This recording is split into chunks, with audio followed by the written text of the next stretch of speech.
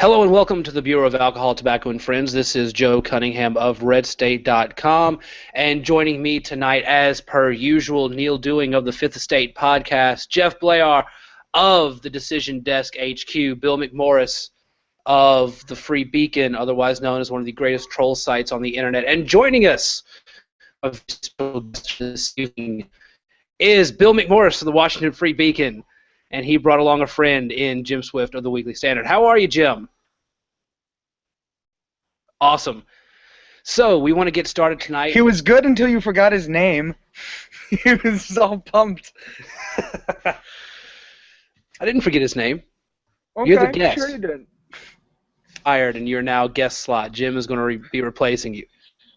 Fair enough. Anyway. So tonight we have a few different things to talk about. Let's start going back a couple days, and let's talk a little bit about Wisconsin and them doing something right. And the first question I have will go to you, Bill. In the instance of Donald Trump's demise, does his skull go to Ted Cruz or Scott Walker's Throne of Skulls?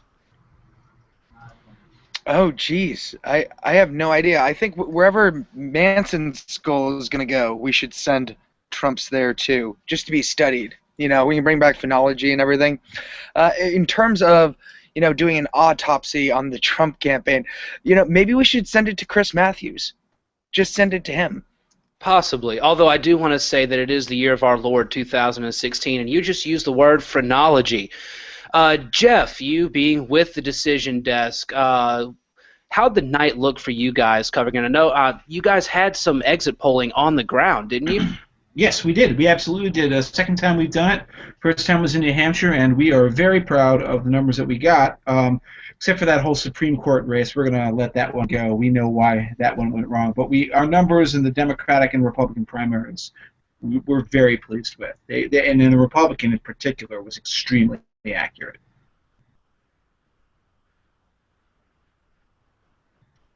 Can you hear me, Joe? Well, if you can't hear me, then I'm going to tell you why we are so pleased with what happened. Ted Cruz obviously not only won the primary in Wisconsin, but he took almost all the delegates. The only two congressional districts he lost were the 3rd and the 7th. More importantly, the Republicans won a very critical Supreme Court seat at that same time. The election happened to be held at the same moment, which is a great, great thing because they would have lost the Supreme Court seat had it not been, because they had a very unpopular incumbent candidate who had a lot of scandals in her past. And instead, they took it and they held on to it because of the massive Republican turnout. It's very rare that a late game primary such as Wisconsin's ever ends up mattering for the actual nomination. But here we are, and it's pretty remarkable that it ended up saving the bacon of the Wisconsin Supreme Court, which is really important because, of course, the court interprets a lot of those conservative victories that were won by Scott Walker in the legislature over the last several years. Switching now, and I apologize for my blankness, guys. My internet has decided that it does not want to work tonight, which is par for the course in my household. Nobody wants to. It's a Bureau of Alcohol, Tobacco, and Friends tradition. So awesome. I'm glad that I can fit right in. Let's go to Neal next. Neal, obviously losing Wisconsin in such a horrendous fashion was terrible news for Donald Trump, but perhaps even worse news for John Kasich, who is still a thing that is going on despite all of our best interests and our wishes and all of that. So, Neal, what are your thoughts on John Kasich continuing to be a thing? I hope that John Kasich gets some kind of treatable but very serious cancer and has to withdraw. I don't like John Kasich. I don't find his candidacy amusing, and I just want him sidelined. Now, he does seem to be playing a role. He denied Trump the delegates for Ohio, which good, that's great. Maybe he'll do it in Pennsylvania. I don't know. We'd have to ask Jeff's friend Brandon Finnegan about that. But the thing about Kasich, he's just in this. He's running for a VP slot, or he's running for the third ballot of the contested convention. When people will say, oh well, maybe this guy who has pretended for the last several months to be nice and kind and above it all, but who's really a giant asshole. Maybe we should vote for him, make him the presidential nominee. That's what he's in it for. He's in it for the long shot. And I couldn't care less if he lived or died at this point. I wish he would grow his hair out too. His hair is atrocious. That is a very good point. It is. It's awful. Awful. So is this the first time that Donald Trump doesn't have the worst haircut in the room? It's like no, Trump's is still worse, but Kasich has like the presumption going for it too. Like Kasich has got this young man's haircut that is just completely wrong. He doesn't have a young man's haircut. He has a boy's haircut. He has the haircut of a 7-year-old. I was being generous. Yeah, summer camp 7-year-old, no less. All right. Barber school. All talk of hair aside, let's go next to our guest, Jim. Jim, what are your thoughts just on Donald Trump in general? And also, what are your thoughts on votive candles that are done in the manner of presidential candidates? Right here, we got this. This is the Donald Trump votive candle. My thoughts in general on Donald Trump? Oh my lord, he's a maniacal genius. He's P.T. Barnum, or he's Biff from Back to the Future 2, and he stole Gray's Sports Almanac, and he's gone to the future, and he's seen the future, and he knows. But right now, we're in a situation where we need Marty, who in this case is John Kasich, and of course Doc, who is Ted Cruz, to go back to the future yet again to steal Gray's Sports Almanac from Biff, so we can have return to normalcy. That's where we are right now. It's surreal. That's actually a great analogy, because Reince Priebus is definitely the wimpy father, and someone needs to tell him to grow a pair of balls and just take control of this whole thing. Well, Biff. But with a Wisconsin Crispin accent. Glover. Yeah, it's Crispin Glover with a Wisconsin accent. As if He looks Crispin exactly Glover like him, Brian. Well, he's also a little fatter. A little better, yeah. Ugh. That's great. That works very well. I like that. Hey guys, this is live. We should probably be talking. All right. That'll work. I have lots of thoughts on All Trump, right, but all I right. wanted to let other people do it, so I'm just going to leave them there. That my Back to the Future, you open with a good one. Listen, Jeff, are you still here with us? Yeah, I know. It's shocking when I'm not trying to dominate the conversation all the time and just get my words in. I said Joe. You thought I said Joy? Oh, Gosh, shit. it's shocking that I'm being more narcissistic than ever, isn't it? All right, I'll see y'all later. Adios.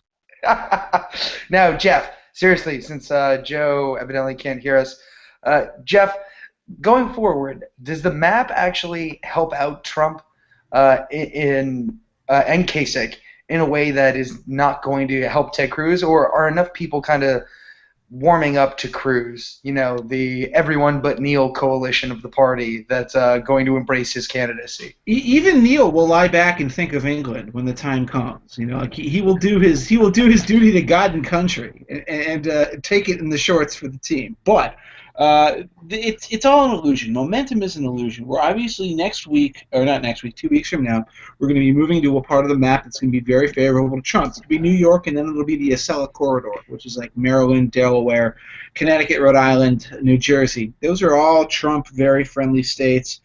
I think Maryland is the one where you might see some delegates get stolen away from Trump. I think some of New York's can be taken too if the conditions are correct. But New Jersey's going to go all the way for Trump, and it's winner take all. And I really don't see Rhode Island or Connecticut turning out much different. Then, after that's done, it boomerangs back, and then you have South Dakota and Nebraska, Montana. These are states that are not going to be voting for Donald Trump. Oregon and Washington State. Those are going to be big, big losses for Trump. And then, of course, it all ends in June with California, and then California is the one where it's all going to come down to California in the end. I think at that point we're going to know. Even before that race happens, it's going to be pretty obvious that whether we're going to a primary or not, or rather to a contested convention or not. But the idea that there's a momentum or this or that is something of a myth, because the only variable that seems to be changing is the consolidation behind Ted Cruz. If you've noticed, Donald Trump's percentage has always just remained the same. Donald Trump got the same amount of votes, same percentage of the vote in Wisconsin that he got in Michigan, 35%. In Michigan, it was good enough for a win by a very healthy margin. In Wisconsin, it meant he was blown the fuck out of the water. Okay. But can I break in here, Jeff, and just say that while Sure. you say that consolidation around Ted Cruz is inevitable and that it's happening. Oh, I don't say it's inevitable. I'm saying that it's happening. I couldn't help but notice nobody's really hopping on board the Cruz wagon in a big way, even after Wisconsin, which admittedly, huge victory for Ted Cruz, denied Donald Trump absolutely anything. God 51. bless What is it? Wisconsin. Make DC listen. Make DC listen. But see, I never listened to the guy talk because it just sends me into a rage. But so he got what, 51%, something like. But there's not this great big gravitational pull to the Cruz campaign. I, for one, am just as ambivalent, if not hostile, to the Cruz campaign as I was a couple days ago. In fact, I might actually be more hostile than I was, for God knows why. It's brain chemistry. But the thing is, I don't think that Ted Cruz is going to be able to plausibly claim, when we go to this contested convention, that he is the favorite alternative of Donald Trump. I really think that we could have a situation where people are like, second ballot, I don't really want to vote for Ted Cruz, and they go somewhere. They go somewhere else. And I know all the counter arguments to this, and all. It's like, oh, it would destroy the party. It would invalidate the votes of millions of people. Who cares? Obviously, the Republican establishment doesn't care about that, but that's why you have a convention, right? To pick the best candidate. Neal, from now on, I insist, as we established a couple episodes ago, if you're going to make the jerk-off motion, do the slow jerk. Oh, okay. I don't do a slow. It's got to be the slow motion. Always the slow jerk. No slow. To get back to your point, I'm going to say something. This is a point that all of us election and convention walks, if you talk to Jay Cost, who I'm sure Jim knows at the Weekly Standard, or Liam Donovan, or all these people who really focus on the mechanics of conventions, nobody knows what the hell is going to happen. Nobody has any effing idea what is really going to happen at the convention. We have some educated guesses.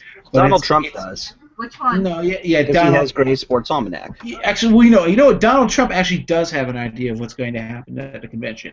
Because what's going to happen at a convention is Donald Trump's ass is going to be kicked to the curb at the second ballot, unless he has 12,030 votes, 12,030 delegates to start, and maybe even then he's still going to get his butt kicked to the curb. He's the only one with any kind of certainty. But beyond that, I don't know. I got to think that Cruz has a very good chance, because you know what, Neal, you may not like Ted Cruz. I'm never going to pretend to be set on fire by the guy, but he's a very good organizer, and he's got a lot of people at that convention who are going to go to the mats for him. That's absolutely true. And that's all that matters. That's all it takes. And it's going to hurt so much more when they do all that work and they are the best and they've earned it. And it's taken away from them because of the capriciousness of voters.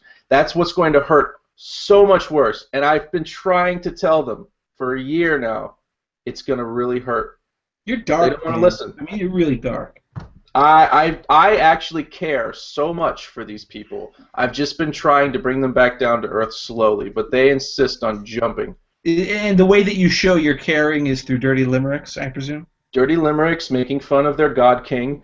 Their anointed one. I just try to bring Ted Cruz down a little bit so that they can snap out of it, break the fever, but nobody appreciates it. Well, I mean, I think the real thing that could end up denying Ted Cruz the nomination on the third ballot or the fourth ballot is that late-breaking revelation. I assume it'll probably be leaked by either Gawker or the National Enquirer, that he is the Zodiac Killer. And once the pieces finally come together, I really think that could snatch it out of his hands and give it to Kasich, maybe Rubio.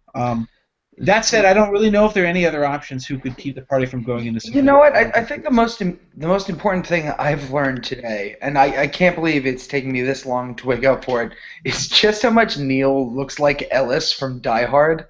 You know, the scumbag who gets executed. I feel I can't believe we've actually made this point. No, Bill, you actually made this point like 2 weeks. Did I really? You've hit me with this one before, Bill. I am on fire right now. That's great. I mean, you must have just been so ripped. But I do. I just don't have any booger sugar, in my mustache right now, so it's the only problem. Now, Joe, are you back with us now? That is a phenomenal question, and let me answer your question with a question to Jim. Jim, we see Ted Cruz actually attempting to make a play in New York. Is it actually going to result in Donald Trump coming away with less than 50% of the vote? That's a better question for Jay Cost. But if I'm putting on my Jay Cost hat, no. He won't, because I'm going to lock the doors to the IRS. And then I'm going to send them all down to the border of Mexico. Make DC listen. That just doesn't fly in New York, and I don't think that this appeal. Well, nice. I mean, you have to show the effort. You can't pull this Kasich insurgency where you pick and choose because you're special John Kasich. If Cruz is trying to make the argument that he should get the ballot vote on the second or third or fifth or sixth or seventh ballot. You have to do it by showing that you're really trying to fight for every vote. But I don't think that means it'll translate into that. So that's just a sell a quarter GOP opinion from a guy from Ohio on that it won't sell in New York, and Donald Trump will eviscerate him. Wrong. Now, speaking of Ohio, John Kasich, and you not being Jay Cost. Is it true that the Ohio State Buckeyes are the worst abomination since the Trump candidacy? No, they're amazing. Go Buckeyes. And they will be national champions in 2016. By the way, the moral of the story is, as we saw with Joe, is never try to preface your question with like a long, little bit of word salad to fill up the time. Because he wasn't able to get his question out. By the way, I'd have to say I wasn't going to use dial-up internet. I have no idea why, but he's waiting for the TVA to establish internet. Okay, Joe. Now that you're back, what is the question you were going to ask, Jim? It was something about what kind of effect could John Kasich have on Donald Trump's turnout? Because Ted Cruz is not. It's not Ted Cruz's market. John Kasich, however. More left-leaning Republican, more liberal, moderate Republicans, that is his marketplace. Could maybe not win, probably not win, considering his turnout so far. Yeah. Could John Kasich play spoiler in some way and take some delegates away? Is he actually useful for anything in the state of New York? Well, I mean, I don't think anyone's going to get to 1237. So, the argument for Cruz and for Kasich is stay in as long as possible and show that they're viable. New York, I think, provides an interesting corollary because Kasich, I think, might have more crossover appeal to people whose candidate is already gone and they're, left between Trump, Cruz, who they might not like, and Kasich. And I think, you're seeing this now that it's just down to those three, that Kasich's numbers are going up, but they aren't, as you said, they're not high enough where he has any chance of really winning any other state, probably in the near future. So I wouldn't be surprised if Kasich had a bigger, the problem is I haven't really looked at the New York polling before the race consolidate down to these three. But I do think that it is possible that Kasich could probably take more votes than Cruz did. I think Cruz will probably still get more votes than Kasich, but I think there's a bigger swing for him among the moderate Republicans who don't like Trump. My riposte to that is that Kasich should play much better in New York than he is. But the thing is that he has no ground game. He has no organization. He has no way to turn out the vote. I'm not even entirely sure he filed a complete slate of electors in the state. Maryland, for example, should be one of John Kasich's best remaining states. He didn't even file a complete slate of electors. Pennsylvania, another good state for Kasich, he filed no delegates. So he will get no delegates out of the state, even if he wins the whole thing, which just goes to show you how poor the guy is in any sort of planning. And also maybe the argument he would make is that all he's doing is playing for the convention. But fine, he's not going to really get any more sort of moral suasion unless he wins more delegates. He hasn't. This joke never gets old, which is that Marco Rubio dropped out of the Republican presidential primary 3 weeks ago. All right, 3 weeks ago, and John Kasich is still behind him by 50 delegates in the race. And John Kasich literally has not won a single delegate since Ohio voted. All right? So I see why Kasich should play better on paper, but I think people are voting strategically. You know, Neal said this. He said, I didn't see a lot of rallying behind Ted Cruz, because rallying behind Ted Cruz is trying to embrace a porcupine with its quills out. You know, you're just going to get a snoot full of sharp objects. But people are voting tactically and strategically. John Kasich, in most polls, had something like 20 to 25% of the vote in Wisconsin, every one of them. On the end of the day, he got 13% of the vote in Wisconsin. Ted Cruz's share, meanwhile, shot up proportionally. He got a much higher percent of the vote. Very strongly. Meanwhile, Donald Trump got exactly what he got in the polls. He got that on Election Day. The point is that he clearly benefited from a lot of tactical voting. People who might have otherwise liked John Kasich went to Ted Cruz because they're like, we got to stop Trump. I think you're going to see that effect in a lot of the races going forward. And I think one of the other things that some Trump fans are sort of clinging on to is that, Ted Cruz would be mathematically eliminated from getting 1,237 delegates at a certain point. It isn't going to matter. Nobody cares anymore. The idea of there being a contested convention at this point has been so priced in that nobody's thinking like, he can't win the nomination. I guess I should go vote for someone else now. So I think people are actually voting because of the way this race is being covered and because of the level of engagement this late in the game. We're getting actually a better caliber of voter. They're not as low information as they were at one point, which is why I think that Cruz could end up stealing a lot of delegates in New York. Well, as long as he can hold Trump under 50. And I think Trumpkins, I mean, if the voting doesn't go their way, they still have the riots to look forward to.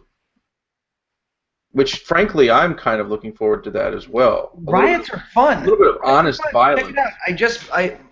I just broke this bench over here, so I can snap off the leg at some point and have a sweet riot in Virginia. You're ready. I'm going to the fire while the rest of you are running away from it. It's going to be awesome. Who among you will join me in Cleveland? The thing that pisses me off the most about the idea of riots at the Cleveland Convention is how utterly cliche you can already predict all of the headlines are going to be. They're all going to be white riot, all right? And every one of them is going to reference the Clash song. It's going to be so... No. It's going to be Pussy Riot. It's going to be... It's a different brand. Zeke, my favorite part is if there is a riot in Cleveland, it's going to look exactly the same as it does right now. Like, that's the sad part about Cleveland. They're going to go like, let's tear this place apart. And then they're going to pick up trash cans to throw them through plate glass windows, and all the plate glass windows are already broken. And they're like, I'm just on the trash can now. It'll be a tough place to do, guys. If there is... The river's already on fire. I mean, what are you going to do? What are you going to burn down in Cleveland?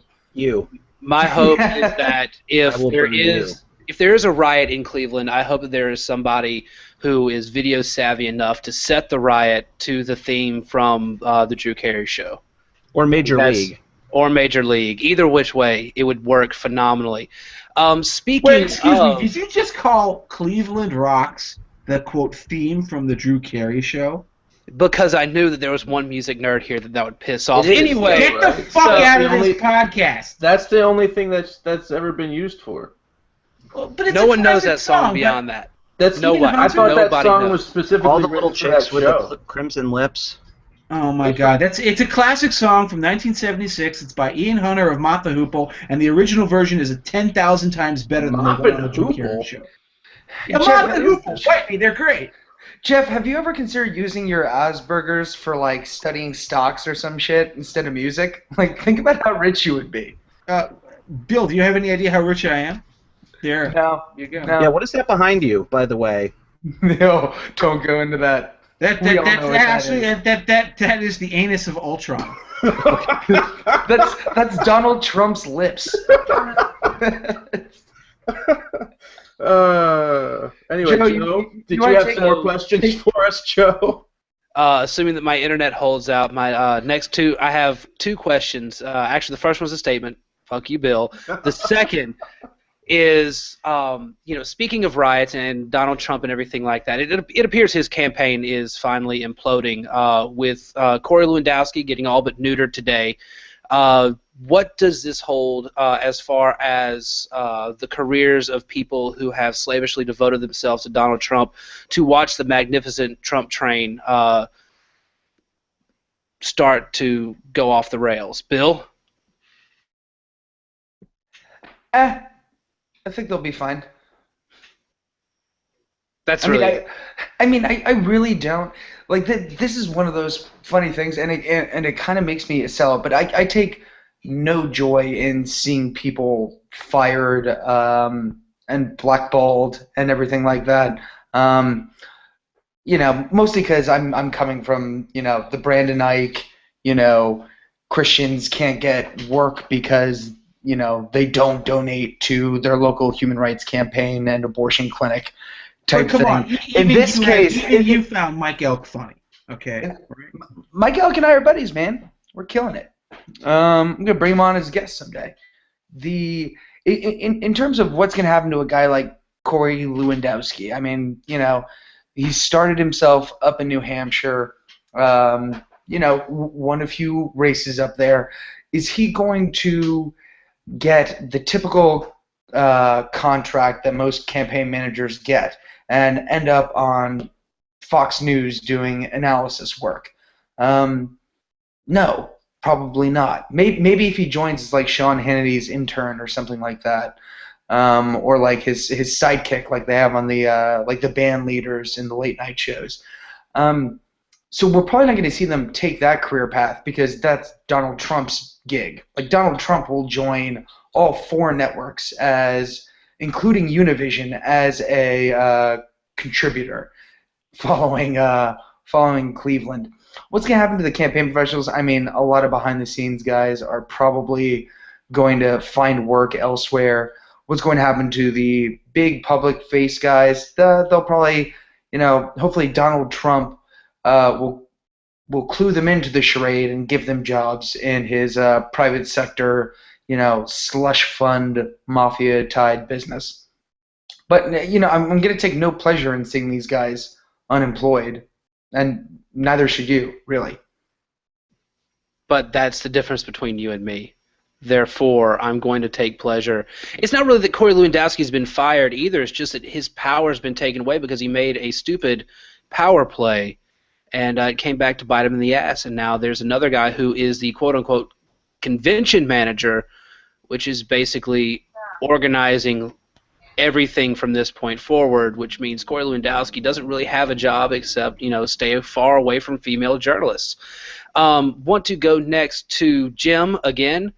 Jim, you're back.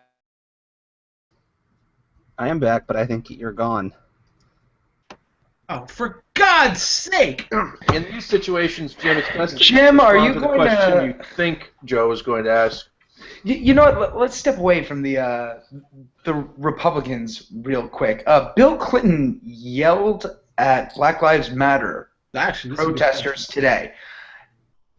Didn't just yell at them. Said basically that they took a talking point from the Blue Lives Matter people and was like, you're defending rapists and murderers, pretty much. So, Jim, I mean, there's a lot of tension in the Democratic primary right now that's not really getting played up because it's not Donald Trump related. But do you think this is a sign of things to come where, Bill Clinton was great in 2012 as a surrogate and awful in 2008. Do you think, who are we going to see this time around? 12 Clinton or 8 Clinton? We're talking about Bill. Yes, Bill Clinton. I think we're going to see more of 8 Clinton. I mean, the guy's a gaffe machine.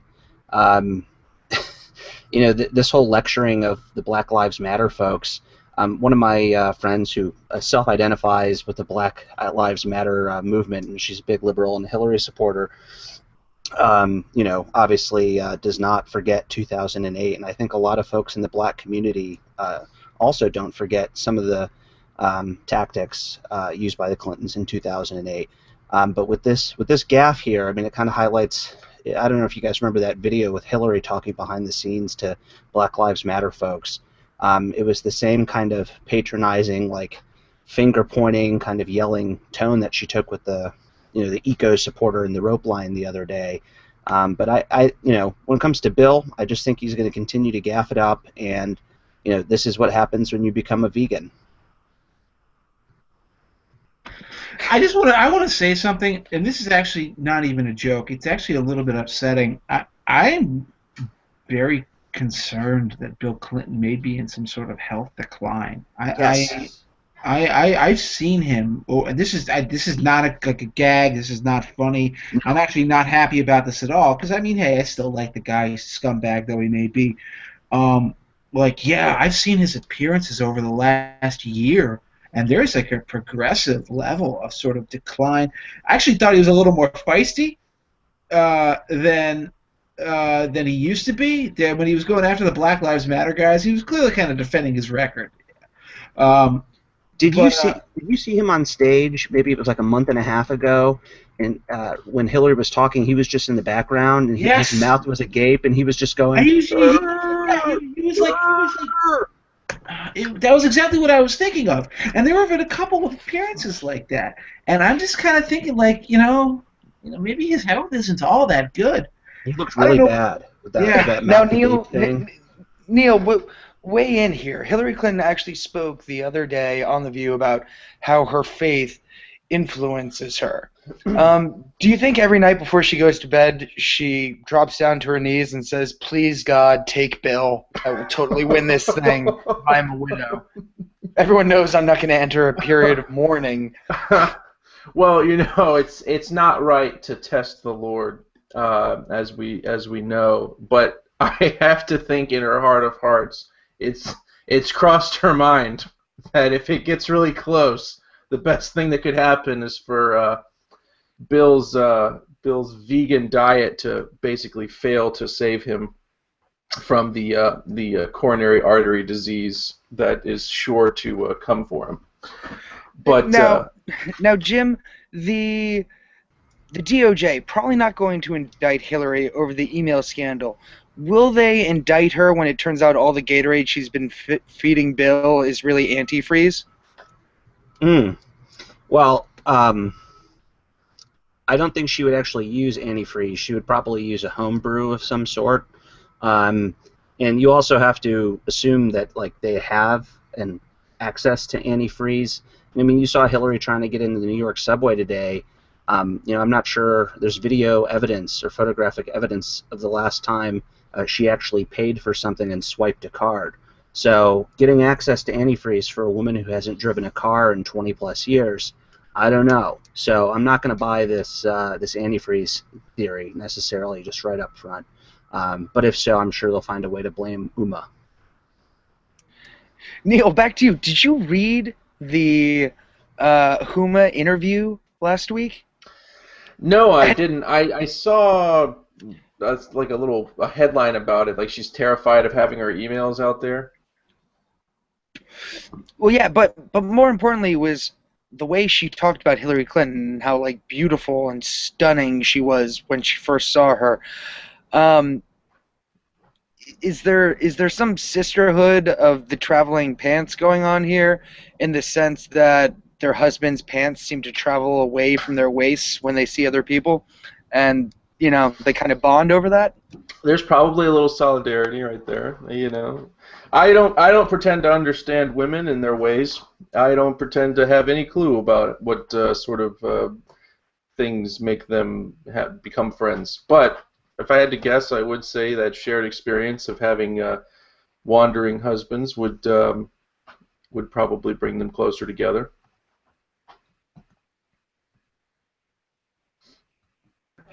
Now, Joy, let me turn to you here. Are you aware that Daniel Murphy struck out looking to cost the Nats a game today? I'm painfully It aware of happened that, just actually. about 15 minutes ago. But I'm also aware of the fact that in the first inning he hit a bases-clearing triple to give them 3 RBIs. So Oh, hell yeah. I figure love Murph. the Daniel Murphy experiment is off to a fairly decent start, even though, of course, in the eyes of civilized and polite society, he's a hateful bigot because he doesn't support gay marriage. That's right. That's right. Now, Jeff, going back to the election, a lot of people seem to be worried about down-ticket races. If Trump is the nominee, or if Trump voters flee. So, do you see us going to? Are you as pessimistic as a lot of these people are? Because I still am not convinced we're even close to losing the House. I am pessimistic. Close to losing the House is one thing. That will take a real wave. The only person who is conceivably capable of delivering that wave is oh my God, Jim! What are you doing? Oh Jesus Christ, that's frightening. Is that Nancy Pelosi? Oh my! That's her. That's her actual face, right? That's Listen, like her fourth I was face. just talking. My eyes were over here, and then my eyes fell back on the screen, and I saw Nancy Pelosi's horrifying mug right in front of the screen, and I almost shit myself. Okay, so as I was saying, Available at weeklystandardstore.com. oh God. Okay, now, to seriously answer your question, the only person who could deliver the House to the Democrats is Donald Trump. The Senate, however, is a very, very different question. The Senate is hugely at risk no matter what. A Marco Rubio or a John Kasich, those aren't going to happen, but those would have kept it in Republican hands. Ted Cruz could deliver it to the Democrats. I don't think he will, though. I think one of the reasons I back Ted Cruz is that even though I don't really have much confidence in his ability to win a general election, it's about mitigating down ticket losses. All right. Mark Kirk, Ron Johnson, I consider them, they're gone. But it's Kelly Ayotte in New Hampshire, and it's particularly Pat Toomey, who is a good senator in Pennsylvania. And he's running a tough race, but he's actually well favored because he's really done enough to sort of distinguish his brand. He should be able to hold on. A Trump landslide, for Clinton could kick him out of office. He will stay in office if he has Hillary Clinton, if he has, Ted Cruz or someone like that on the ballot. I still think that the odds of the Democrats retaking the Senate are at least even at this point. And yes, the sort of down ticket issue is the thing I worry about the most because I've given up on life and I really have nothing left to live for. So I figure that we're not going to win in November, no matter what happens at this point. The only thing that's left is to preserve the House and Senate, and we are going to lose all sorts of swing districts around Pennsylvania and Illinois and Ohio and Michigan if we nominate Donald Trump. Don't bullshit me about how those missing Reagan white voters are going to come out. Those voters, especially in places like the Pennsylvania suburbs, where they're very moderate, those people, or in New York for that matter, are going to be revolted by Donald Trump. They will crush us in November if we nominate him. See, I disagree with Kelly Ayotte, even though the map isn't exactly favoring her or the cycle. If you've read freebeacon.com about Maggie Hassan's recent crisis with that you have seen pedophilia coverage in which Maggie Hassan, the Democratic nominee's husband, hushed up a child Exeter scandal. Yeah, I read a child sex scandal. Now it's weird when campus sex is such a big part of our national conversation right now that this hasn't triggered any coverage from the national mainstream media. Very, very odd that a principal at a Tony $50,000 a year high school covering up a sex scandal and his wife naming the pedophile teacher to a leadership committee on her gubernatorial campaign hasn't warranted any coverage. Very weird indeed. Check out freebeacon.com for that coverage and more. Neal, going back to you. Actually, Joe, let me ask you a question right now. Joe, is it true that you are now endorsing Donald Trump? And keep in mind that your silence is taken as a yes. It is not true. Oh, he's back. Damn it. Neal, moving on to you. Baseball season is upon us. Yes, it is. Is there hope yet in America just because we have baseball? Absolutely. Yes, baseball is one reason to continue to believe in America. I can't say that I'm as big a fan of the sport as you or Jeff or George Will or any of the very many other people. But I do appreciate watching the games. I especially like going to the local farm league team, the Tides, who feed the Orioles, I believe. And there's nothing quite like it. And it's a nice day out. You get a hot dog, you get a beer, you watch the game, you dodge foul balls. I mean, there's really nothing like it. And when you're feeling bad, when things aren't going your way, go to the ball game, get beamed in the head, and you'll feel a lot better about the other things going wrong in your life. I've actually been beamed in the head. Or you might. Neal, I have to say, I was honestly By a softball? No, a baseball at a Major League Baseball game. Nice. Wow. Well, tell the story, man. That hurts. I was in the 7th row in the back in approximately like 1997 in a Cleveland Indians game with my dad, my family, and one of his like law clients and their kids. And I You have had nobody but yourself to blame there. Oh no, this story gets way worse. I had a glove with me, but the sun glare, which I'm going to blame because I didn't have those cool flippy sunglasses that the outfielders used to wear, the ones that would pop up and down, comes right here and it bounces straight off my head and goes back. Now the person who got the ball gave it to me, and being a good suck-up son, I gave it to my dad's client's daughter.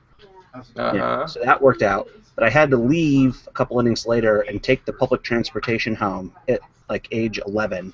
And then I had to go play in a Little League game where I nearly hit for the cycle. I just didn't hit a single. And all of that with a concussion, no less. I know. And I think I got Asperger's, from that. Just like little donk in the head, and, ever since. Well, and you got your flu shot that day, right? Like that's the true root cause of it. Yeah, absolutely. Well, actually, I think it was a vaccine. Yeah. Mercury, something. I don't know. Now, Joe, they don't believe in vaccines down in Louisiana. No, we just throw kids into the swamp, and hopefully they will just get bit by enough things they become immune. Would you like your show back, sir? No, you're doing a fine job, so you can have it for tonight. Oh man, actually, yeah. All of our 10 viewers watching right now, hashtag BATF, hashtag Showback Thursday, is our new thing. That's what we're going to do. Jeff, onto you. You kind of look like a vagrant. What are they going to? How are they going to turn out this year? Do you think Donald Trump can turn out enough vagrants to, lock up this nomination? Why not take advantage of the fact that we're going to be in Cleveland? I have made a terrible mistake. Well, I know. No. This is not a bad question. Okay. I mean, listen. Everybody who's ever spent time walking around in Baltimore knows the value of walking around money. Sometimes they would hand out, cash. Sometimes they would actually just hand out booze. Say, go down and vote at your local ward, and you know what? Don't worry about the registration. You can get yourself, you can get your vote cast. So I think if Donald Trump were smart, he would kind of, muster the hobo vote, especially because, and this is an observation that John Mulaney has. This is a great stand-up comedian. He says, Donald Trump is what hobos think of when they try to imagine an incredibly rich person. All right, you're like, ah, ha, ha, ha. When I get rich and I strike it big, I'm gonna build big buildings, and I'm gonna put my name all over them, and I'm gonna marry foreigners, many of them. So hobos might actually be a pretty good demographic for Donald Trump to try to exploit. So I'm glad you asked me the question. I think that's a pretty fruitful avenue for exploration. I mean, anytime John Mulaney gets mentioned on the show, it's a good show. Now, Jim, in terms of a terrible terrible week. Can we talk about how real world actual developments could end up impacting? That's a terrible word. Affecting this race. If you're looking at the administration still denying the fact that we are engaged in a ground war in Iraq, and when you have suicide bombs going off all over the place in the Middle East, those kind of X factors. Do you think that could, kind of reverse the seemingly doomed fortune of the Republican Party? What impact will, what effect will real life events have on this race? Well, speaking of impacts, I'm going to tell you a deep impact that is really going to have a huge effect on all of the elections that we're going to be seeing between now and November, and that is scientists have discovered a new planet, and this new planet could strike Earth as soon as next month. And so with the sweet meteor or planet of death coming, I think all of that will be moot. Fair enough. Neal, can we count on... Gosh, that's not the term I want to use. But I think what was shocking about Wisconsin in particular is the fact that it came so quickly on the heels of Brussels. And Donald Trump, who has really capitalized on, fears of terrorist attack and, fears of immigrants, be it legal or illegal, he did not seem to enjoy a bounce. In fact, his poll numbers kept going down in the wake of an attack in a way we didn't see after Paris. Right. After Paris, we saw a huge jump in popularity for Trump, particularly with his, proposal to just totally eliminate Muslim immigration. Why didn't we see that this time around? I think probably it's a function of the voters in Wisconsin have had enough time to vote strategically. I think we have fewer other candidates in the race now, and so it's very much easier for non-Trump voters to consolidate with Ted Cruz instead of having to choose between Cruz, Rubio, or Jeb, or whoever else was in this thing. And I also think that to a certain extent we may just be getting used to the terrorism. That's a terrible thing to think, but it's not shocking. Nobody, I think, was, how could this happen when Brussels happened? So the way we were with Paris, which it had been fairly quiet for a while before Paris, and the brutality of Paris and the body count in Paris really just shocked us to our core in a way that's becoming increasingly difficult to do. We've sort of accepted terrorism as a fact of life in this modern era now, and that may also have something to do with it. It's not the shock to the system. Brussels wasn't the shock to the system that Paris was, and so nobody was panicking and giving Donald Trump more oxygen. Now, Joe, we're gonna go to a question from an audience member. Are you with us? I am. Sweet. Fellow Louisianan Heather Fearney. You can follow her on Twitter at @HFearney. Fears and Fear NY, or maybe it's Heather Fears New York. I don't know, but H Fearney raises the point. I think very good point. How bad does Rudy suck? This is one of the worst movies I've ever seen, and also a terrible mayor. Just all around a terrible word in general, and I don't approve of it even being used on what is still my show, even though you are the temporary host. So if you would never slander this show by using that term again, I'd appreciate it, Bill. Which term? I wasn't listening. Anyway, Jeff, I've got a question for you now since Bill has forfeited his right to be a part of the conversation. Don't worry. Your computer will freeze up before you get to it. But okay, try. No, No, he's kidding. He's kidding with you. Oh, Come shit. on. Don't do that. it's perfect. Joe Cunningham has seen the movie Speed. He knows how to do this stuff. All right, what's the question? Ask. I've got no trying to fuck with you. Anyway, Jim, what do you see coming up in the next few weeks as far as anything in the world happening? Are we asking like particularly vague questions to see what kind of answers that we get? You're He on the wants to spot. see if you're going to try to prophesy a terrorist attack and get on the FBI's watch list. Well, you know, I predicted whatever is going to happen in the future. If you guys read my book, it's all in there. Anything you want. No. Anything that's going to happen in the next couple weeks. Cleveland is going to take shipment of $1,600 police bicycles that they paid $400,000 for 300 of them. And I'm going to find out why these bikes cost $1,600. That will happen in the next few days. Fantastic. Neal, what do you think is the significance of the hit 90s cartoon Animaniacs finally coming to Netflix? Oh, so much lost productivity.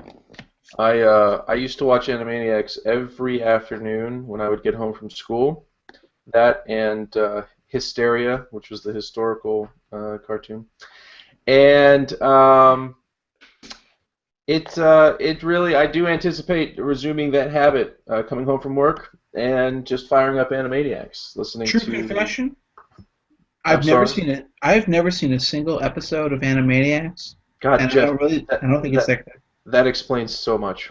No. Tiny Toon Adventures. That's Tiny what Toon it was. Adventures was great. It was earlier than Animaniacs. Well, can you just tell That's how old I probably- am? I'm an old Yeah, man. you're a few years older than me, and so that's probably what happened there. Is you missed Animaniacs because you had matured to the point where you were no longer watching cartoons. I, being a 16-year-old with nothing better to do, no car, I would watch Animaniacs after school. So Joe, as host, you should step in before Neal's laugh turns into tears. It's just going to happen. Oh, I've wasted my life. What about Gosh. Pinky and the Brain? Pinky and the Brain was a phenomenal show that the creator, I'm sorry, not the creators, the network tried to ruin by adding all of this crap to it. Like, hey, let's have a third character. But you know, Animaniacs and Tiny Toons, not Tiny Toons, okay, but Animaniacs and Pinky and the Brain, possibly the greatest writing that came out of the 90s. It was written for family and adults. It's kind of like how Ren and Stimpy was written for adults, and it wasn't really for kids, but all the kids watched it. Animaniacs and the Brain were written for kids and adults, which is why they were so much better. I'm going to tell you something. I'm going to shit all over your childhoods right now and point out that there actually is no such thing as a children's cartoon show that holds up for adults at all. There isn't. Lie. Not true. Looney Tunes. Looney Tunes is Looney Tunes freaking is- hilarious. Oh, okay. Quality. Wait a second. But that's not. Those were done for adults. Those were in theaters. Those were originally released in movie theaters, and adults were as much the target audience. But you're That's- right. Those are great. Animaniacs has some adult humor in it. They made a Lake Titicaca song. Why did they make a Lake Titicaca song? Because it's Lake Titicaca.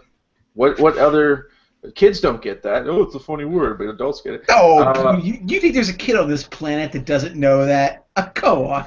I know. I mean, I knew what they were doing, but I think they also made a joke about the clitoris or something at one point. They had Animaniacs one of the- got dirty. One of the best throwaway gags was Yakko telling Dot to look for fingerprints, and she said, "I found prints," and she's holding up actually prints. Yakko said, "No, fingerprints," and she looks at prints and says, "Nah," and tosses them aside. Wow, that's actually all right. All right. I tip my cap. That's pretty good. Yeah, Let's go back a little bit further. I want to talk about Airwolf. Airwolf. No, I can go for that. I love the thing about Airwolf the most is that they always recycled the same shot of the helicopter in the sky, and it was just so obvious, and they had so little respect for the audience, expecting them to catch it. And actually, in that way, it sort of made me respect them. Well, you know, it's Dominic Santini, of course, made the show. Now, if you were an Airwolf man, that tells me that you must have watched Renegade too, right? No. Oh no, it was basically Chuck Norris on a cheap like WB budget. It was like a one man on a motorcycle riding from town to town, saving the world from like evil factory bosses and like crooked manufacturers who were trying to swindle the little man out of their money. See, I It was watched awesome. I watched Briscoe County Jr., which is essentially the same thing but in the West. I Briscoe loved. County Jr. was awesome. It was awesome, and it had never had a chance. But it was like that was Briscoe County Jr. is the reason I actually ended up starting to watch the X-Files back in its first season, because I loved Briscoe County Jr. and I loved Bruce Campbell, and I was just like, screw it, I guess I'll see what this next thing on is, and it was the X-Files, and that was like back before they were cool, and of course it was Friday night, and I was in high school, so I wasn't doing anything. NBC used the theme from Briscoe County Jr. for the Olympics like 8 years ago, and it like blew my mind. That's and I'm great. like, oh my gosh, like when are they going to cut to the montage with the horse? Because he was in the credits. Right. I mean, basically anything that Bruce Campbell has been involved with, whether it's in movies or on TV, is pretty good, including Burn that awesome Notice. new. What'd you say? Yeah, Burn Burn Notice. Notice. I was actually going to talk about the new Evil Dead show, Mhm. Ash vs. the Evil Dead, which Ash just vs. Evil Dead. everything I was hoping it would be. It was awesome. Now, everybody, before we go too far down the rabbit hole with cartoons, everyone should go to t-crown.blogspot.com for by bar none the best anthropological look at the Trump movement. Thomas Crown, if you don't follow him on Twitter. But read that today, because that was by far the best thing I've read. And the coolest excerpt from it is when he says, about 5 miles from my office lives a very nice young lady who just cleared 70 years out of a womb. And thank God she did, because she got to see Noah Syndergaard pitch a gem on Tuesday night. Everybody go read this. It's fantastic. It is 94,000 words of one of the greatest writings Thomas Crown has done. I want to go one last question for Bill, since he put this out on Twitter. What are your thoughts, Bill, on Oedipal relationships? Oh my. So to catch you guys up, it's not an Oedipal. Well, yeah. It ends up being Oedipal. It was reverse Oedipal complex, I guess. Yeah, a mother gave her son up for adoption. She was British. He ended up in the United States.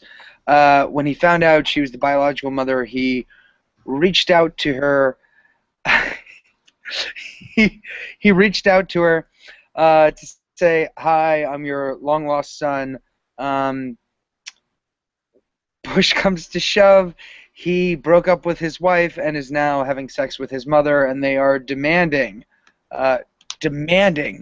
recognition and basically the lifting of incest laws, because what they're doing isn't incest, it's genetic attraction is the new thing. So I think this new Love is hotness love, in Bill. the yeah, exactly. In the wake of our new Love is Love reality, I'm pretty sure that the Supreme Court will allow this to happen someday, and that's why Scalia was right, I was right, and all social conservatives were right. But everything we told you fuckers was going to happen. So, libertarians, I know you don't care. You think it's cool for a mom to bang her son. I'm sure, because, it's free market and such. But this is what you brought.